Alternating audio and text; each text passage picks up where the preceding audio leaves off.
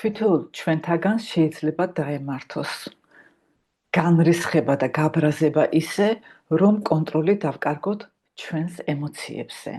თუ ეს იშვიათად ხდება, მიეკუთვნება ცხოვრებას და შეიძლება ჩავთვალოთ, რომ დაზღვეულები ამისაგან არავინ არ ვართ.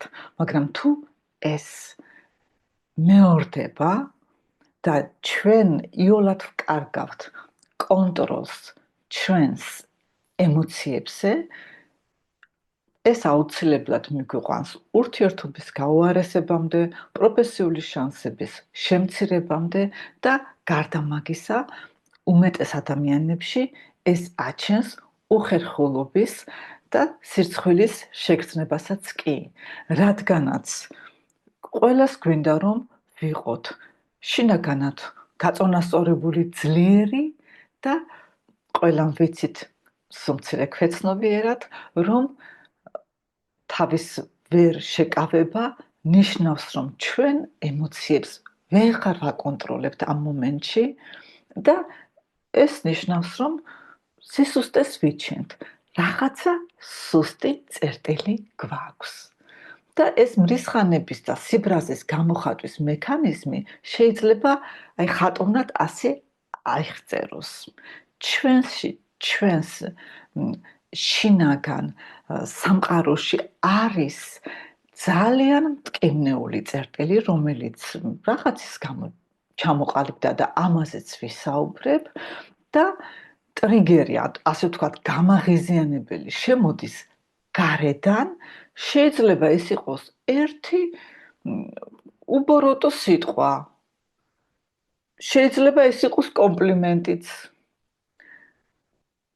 ეს ტრიგერი აწითლებს აი ამ მტკივნეულ წერტილს და ძალიან დიდი ენერგიის დაძვრა მოყვება ამას. და ეს ენერგია მუცლის არიდან, როგორც ვულკანი, ესე ამოიფრქვევა. იმის მიხედვით თუ რა ტიპი ვართ, რამდენ ხანს გაგრძელდება ეს დამოკიდებულია ჩვენს ფსიქოტიპზე და შემდეგ როცა დავწყნარდებით, უმეტესობას გვეუხერხულება, მით უმეტეს თუ ეს მოხდა საჯაროდ. და აქვე ვიტყვი, რომ ბევრი ადამიანები, რომლებიც გარეთ მთელი ძალით იკავებენ თავს და შემდეგ სახლში რომ შემოდიან, საკუთარ ოჯახს, შეიძლება მეზობლობასაც ატერურებენ ამ თავისი სიბრაზის ამოფრქვევით და არიან ადამიანები, არიან ფსიქოტიპები, რომლებმაც თუ მიაღწიეს რაღაც თანამდებობას, იქ უკვე თავის თანამშრომლებს აი ამ თავისი ქცევით, რომელიც არ არის დაგეგმილი, რომელიც თვითონ ამ ადამიანს ტანჯავს, მაგრამ აი ძალიან დიდ ძალადობის, ძალიან დიდ ზიანს აყენებენ, რადგან აი ეს ენერგიის ამოფრქვევა არის ძალადობა ჩვენს გარშემო არსებულ სამყაროზე და არის ტრამვების გამომწვევი სუმცირე ბავშვებში. შეიძლება უფროსშიც მოხდეს ძალიან დიდი ტკივილის, დიდი შფოთვის გამოწვევა აი ამ საქციელით. ისე რომ ჩვენს და საზოგადოების ინტერესია, რომ აი ამ თავისებურებას დავარქვათ ასე, კარგად დავაკვირდეთ და ამაზე დღეს ვისაუბროთ თუ რატომ ხდება მისი წარმოშობა და რა შეიძლება გავაკეთოთ. ამის გამომწვევი, აი ამ საქციელის, ამ მრისხანების გამომწვევი შეიძლება იყოს ჩვენი გენეტიკა, ჩვენი არქეტიპი, რადგან არიან არქეტიპები, რომლებიც მიდრეკილები არიან ემოციების ეს იმპულსური გამოხატვისაკენ, მაგალითად მამაკაცებში არის ასეთი ზღვის ღმერთი პოსეიდონი, რომელიც როგორც ზღვა არის წყნარი, მოლიბლივე, როგორც ჩემს პატარა ვიდეოებში მაქვს და ასევე არის სხვა ბობოქარი, ყველაფრის წამლეკავი. შემდეგ შეიძლება იყოს მეორე მიზეზი დათრგუნული არქეტიპი და აი ამ დათრგუნვით გამოწვეული სიბრაზე. მაგალითი მაქვს ჩემი აქაური მეზობლობიდან. ჩემი მეგობარი ქალის შვილიშვილი არის ძალიან ისეთი მგრძნობიარე, ლამაზი ცისფერთვალება ქერა ბავშვი. უკვე მეორე კლასშია. და დაახლოებით ეს 2-3 წლის წინ შეიქმნა ოჯახში ასეთი პრობლემა. მამა უნდოდა რომ ბავშვს ევლო ფეხბურთზე, რადგან მისი ძმაკაცებიც დადიოდნენ, ისინი ცხოვრობენ სოფლად, იქ ძალიან დიდი მნიშვნელობა ენიჭება ქალაქისაგან განსხვავებით აი ეს საზოგადოების ერთად აი ეს კონტაქტს და უნდოდა რომ თავის ძმაკაცებთან ერთად წასულიყო საფეხბურთო მოედანზე, გულშემატკივრობა გამოეჩინა თავისი შვილისათვის და მას ფეხბურთი ეთამაშა.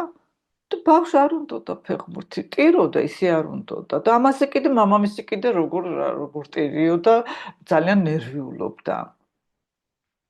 მოკლედ, ამ ბავშვს ბედმა გაუღიმა დედამისის, მისი ბებიის და ჩემი არაპირდაპირი ჩარევითაც, როდესაც მამამისმაც მიხვდა, გაიაზრა და გაანება ბავშვს თავი. ამ ბავშვს ურჩევნია ხატოს. ეს არის ტიპიური დიონისის არქეტიპი და ურჩევნია ბებო-პაპასთან დრო გაატაროს, რადგან ისინი მის სურვილებს ასრულებენ და მოკლედ ძალიან ეფოფინებიან. სახლში ძმა ყავს, დედას ბევრი დრო არ აქვს, მიუხედავად ძალიან კარგი ურთიერთობისა დედისადმი, აი ეს მოწონს ჩემი მეგობარი ქალი, ყიდულობს სპეციალურად აი მან წიგნს, საღებავებს, პროგრამა აქვს შედგენილი, რომ როგორ თამაშობით გაატარონ დრო და გაკვეთილების დახმარებაც არის ასევე აი ესეთი საინტერესოდ დაგეგმილი. მოკლედ, აი ეს არქეტიპი სხვანაირად რომ ყოფილიყო, აუცილებლად გამოიწვევდა მის ბავშვში უკმაყოფილების და აი შეგრძნებას, უსუსურობის, სასწარკვეთილების შეგრძნებას, რომ მამა აძალებს იმას, რაც მას არ უნდა არ შეუძლია. ქალებში შეიძლება იყოს ასეთი მაგალითი. პიპი ლანგშტრუფის ტიპის გოგონა უნდა დედას გადააკეთოს ანიკად. მე იმედი მაქვს, რომ ეს პერსონაჟები თქვენ ყველამ იცით, თუ არის ვინმე, ძალიან გთხოვთ, რომ ასტრიდ ლინდგრენის წიგნები წაეკითხოთ, მე ისინი ძალიან მიყვარს.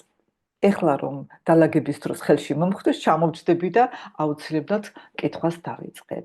და ნიშნავს, რომ ცოცხალი გაბედული თამამი, ცოტა ახტაჯანა გოგო პიპი, ცოტა კი არა კარგად, მაგრამ მე ვამბობ ჩვენს რეალობას ვერ გახდება ანიკა და თუ ძალიან წნიხის ქვეშ დააყენებენ, აი ესეც იქნება დათრგუნული არქეტიპი, რომელიც ბავშვი გამოიწვევს დათრგუნულ, ესე დახშულ მრისხანებას, მით უმეტეს თუ ამის გამოვლენის საშუალება ოჯახში არ არის და შემდეგ თვითონაც გაუკვირდება თუ მოხდება სიტუაციაში, სადაც მოინდომებენ მისი ქცევის რეგლამენტირებას და ის ძალიან დიდ პროტესტებს გამოხატავს. შემდეგია ბავშვობის ტრამვები. მას მიეკუთვნება ასევე თუ მამა არის, მაგალითად, ან დედა არის, ისეთი ხასიათის, რომ სისტემატურად ეს ბრაზის ამოფრქვევები ემართება, შვილი ან დისტანცირებას გააკეთებს ამ საქციელისადმი, ან კი გადაიღებს მას და თავის შვილებსაც თვითონ სამწუხაროდ ასე მოექცევა. ერთადერთი გზა არის, რომ ის გააცნობიერებს ამ პრობლემას და თავისი შინაგანი მუშაობის წყალობით დატოვებს აი ამ წრეს.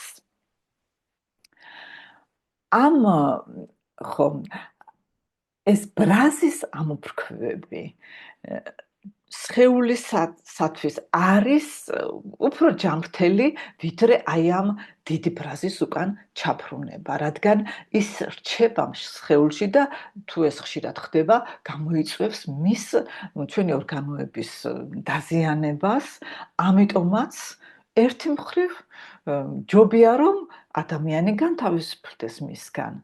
მაგრამ ეს არის ძალადობა, დიდი ძალადობა გარშემო მყოფებზე, საზოგადოებაზე, ჩვენ ტრამვას ვაყენებთ ჩვენი ოჯახის წევრებს, ამიტომაც უნდა იყოს ჩვენი სურვილი, რომ ესეთი ვულკანის ამოფრქვევები რაც შეიძლება იშვიათად ხდებოდეს და ეს არის შინაგანი მუშაობით შესაძლებელი.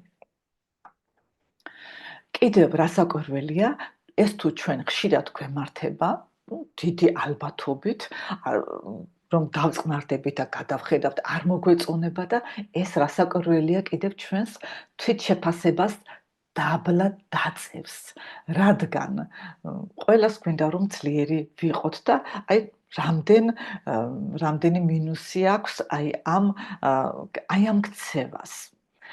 ამიტომაც შინაგანი მუშაობა ნიშნავს, რომ აი ის მტკივნეული ნაწილი, რომელიც შეიქმნა და დაუბრუნდები კიდევ შეიქმნა დიდი ალბათობით, თუ ეს არქეტიპული არ იყო, ესე იგი ბავშვობის ტრამვიდან გამომდინარე, რომ ეს ამ ნაწილის ტრანსფორმირება მოხდეს. ამის მაგალითსაც მოგახსენებთ ბავშვობის ტრამვა რა შეიძლება იყოს და აქ არ არის აუცილებელი რომ მოხდეს რაღაც განსაკუთრებული მძიმე შემთხვევა, აი შეიძლება დაუფიქრებლად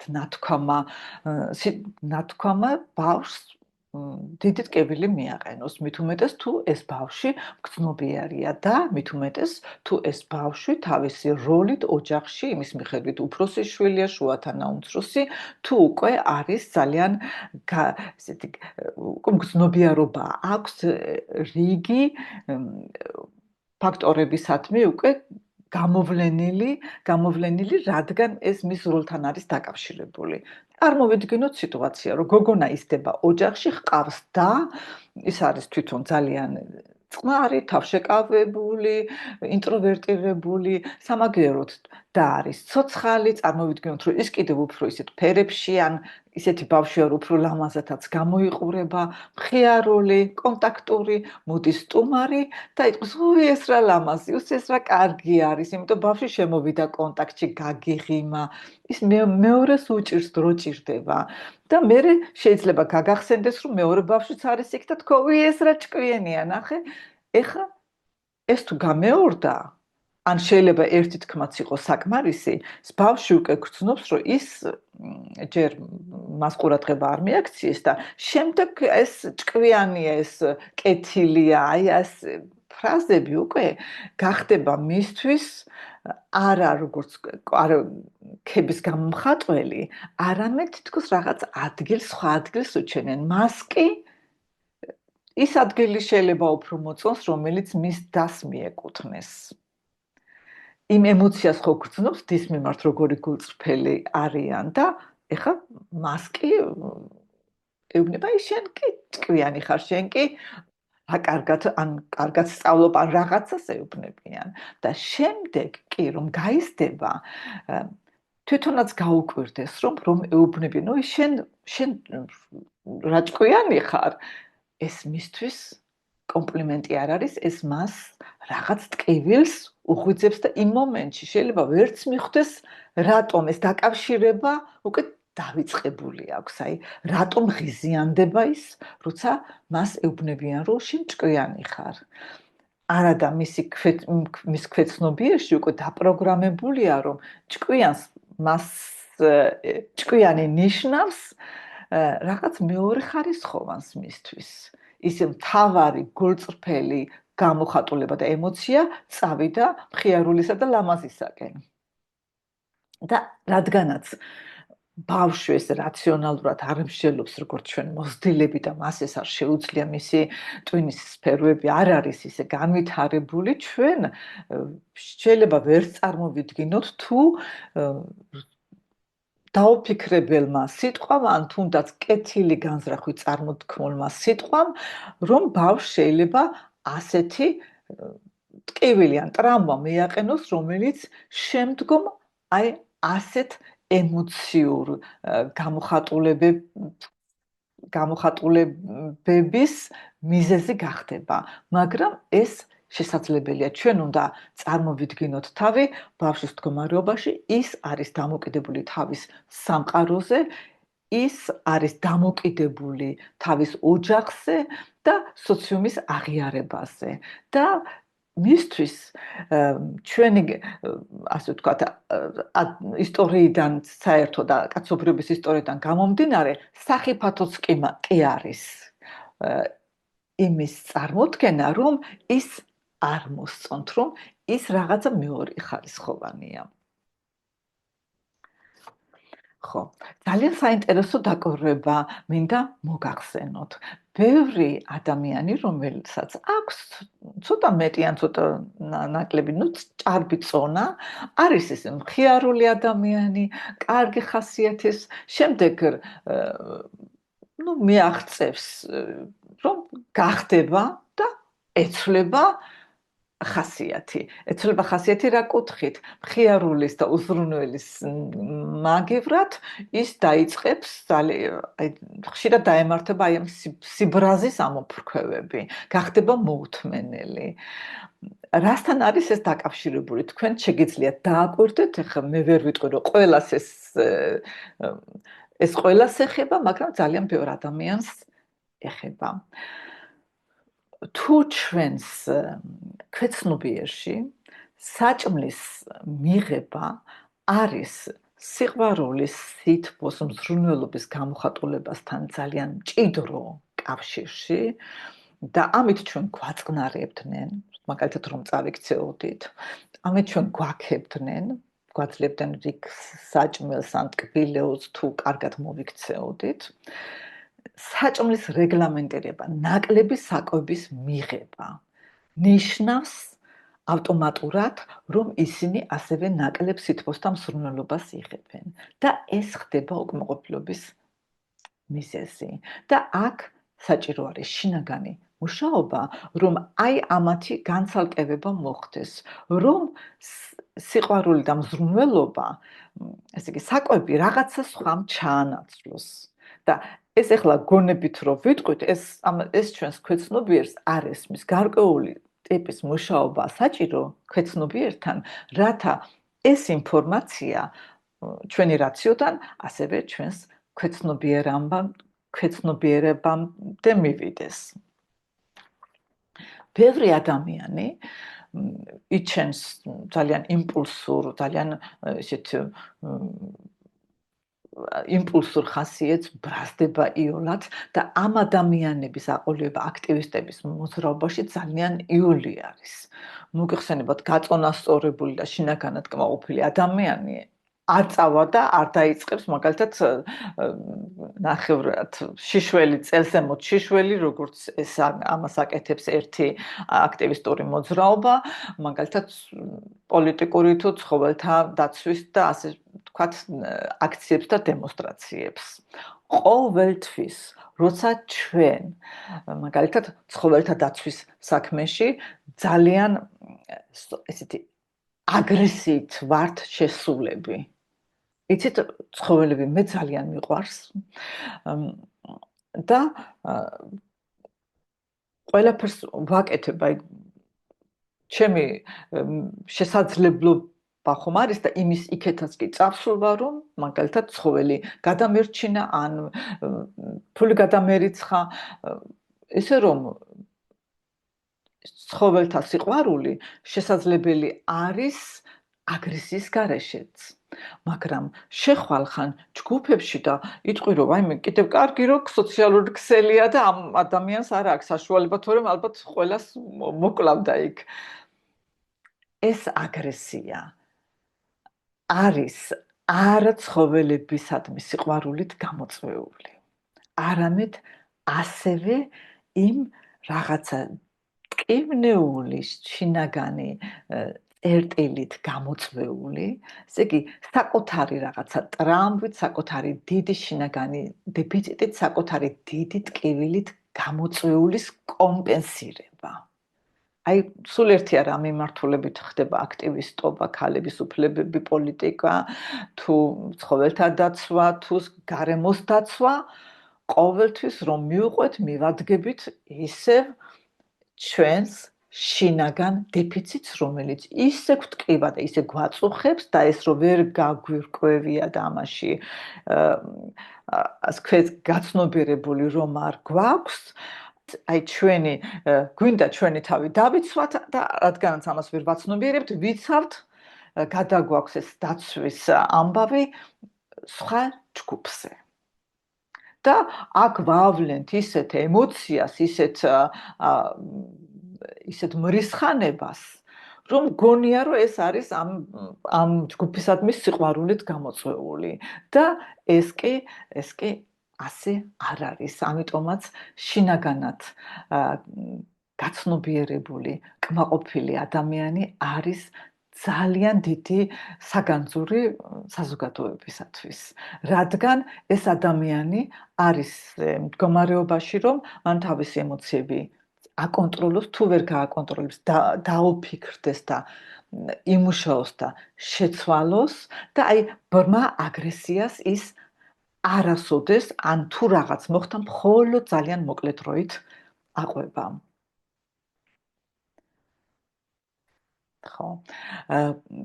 მინდა რომ ისევ ყურადღება გაგემახვილოთ თუ ხანდახან ეს ჩვენი გაბრაზება, როგორც თქვი, ეს არ მიეკუთვნება ცხოვრებას და აი დააკვირდეთ სხეულს, როცა ცოტა გადაგვივლის, აუცილებლად შევნიშნავთ, რომ ჩვენ შეიძლება კბილები გვტკივა, იმიტომ კბილები ერთმანეთს დავაჭირეთ, შეიძლება ყბა, აი არეში არის ძალიან დიდი დაძაბულობა და მთელი სხეულისათვის ეს არის ძალიან დამძაბავი და ეს დაძაბულობა ინახება სხეულში და მით უმეტეს თუ ამ დაძაბულობის გამოხატვას ფიზიკურად ვერ ვახერხებთ, ნიშნავს რომ ჩვენ ამით ჩვენს ჯანმრთელობას დიდი რისკი აქვს და ამიტომაც აუცილებელი არის რომ ჩვენ ამაზე, აი ამ ქცევაზე ვიმუშაოთ.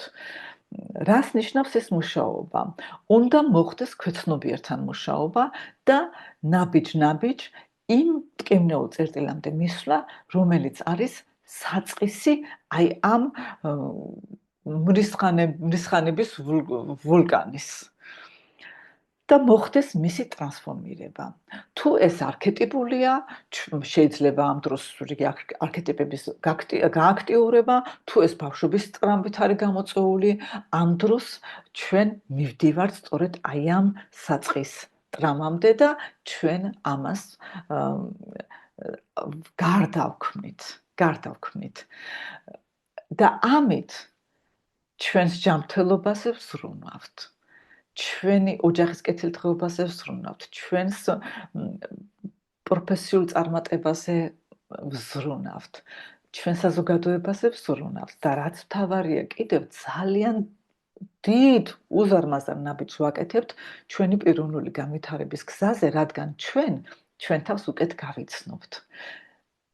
ჩვენ ამით ჩვენს პოტენციალს უკეთ დავინახავთ და ეს არის ყველაზე სასიამოვნო რამ, იმიტომ დიდი პოტენციალი გვაქვს და ამის დიდ ნაწილს ვერ ვიყენებთ. და აი ამ გზაზე ყოველთვის არის კიდევ რაღაცა მარგალიტები, რომლებიც ვერც კი წარმოგიდგენია, რომ მათ აღმოაჩენ და ეს ჩვენს თვითშეფასებას ყოველთვის მაღლა აწევს. რადგან აი ამ გზაზე ჩვენ ვხედავთ ჩვენს ისტორიას, ჩვენს ბიოგრაფიას, ესეთი ზემო არწების პერსპექტივიდან და რიგ რაღაცებს იულად გადავაფასებთ, რიგ რაღაცებს კი ძალიან დავაფასებთ და ამით გადავდივართ ჩვენი პიროვნული განვითარების სულ სხვა ეტაპზე და აი აქ გისურვებთ დიდ წარმატებებს და გისურვებთ რომ დააკვირდეთ თქვენს თავს, დააკვირდეთ თქვენს გარემოს და თუ ყავთ ადამიანები თქვენს გარშემო, რომლებიც ხასიათდებიან აი ამ სიბრაზის და მრისხანების ასეთი იმპულსური გამოხატვით, როცა ისინი არიან დამშვიდებული წყნარად, მათ ურჩიოთ, რომ თავიანთი თავზე იმუშაონ მათი და საზოგადოების კეთილდღეობისათვის, რადგან მე ვხედავ განათლებულ, პროფესორ, ერუდირებულ ადამიანებს, რომლებიც სოციალურ ქსელში, შეიძლება მოთმინება დაკარგო, მაგრამ აი პატარა რაღაცებზეც უკვე ძალიან იმპულსურები ხდებიან და ალბათ თქვენც გექნებათ საკმარისი მაგალითები ცნობად ადამიანებში და ჩვენი საზოგადოება გახდეს გაწონასწორებული, დაბალანსებული და ეს ნიშნავს, რომ ჩვენი ეს შინაგანი ნაწილებიდან ერთს უნდა ჰარმონია, მეორეს უნდა თავისი აზრის გამოხატვა, აი როცა ისინი დაბალანსებულები არიან, რომ აზრის გამოხატვაც ხდება, მისი შეკავებაც არ ხდება და ასევე გარკვეული ჰარმონიის მიღწევაც შეიძლება, მაშინ აღარ გვაქვს შინაგანი ფორიაქი, არამედ გრძნობთ თავს დაბალანსებულად და ეს არის შინაგანი კმაყოფილების საწინდარი და აი ამას გისურვებთ. დიდი მადლობა, კარგად გრძანდებოდეთ.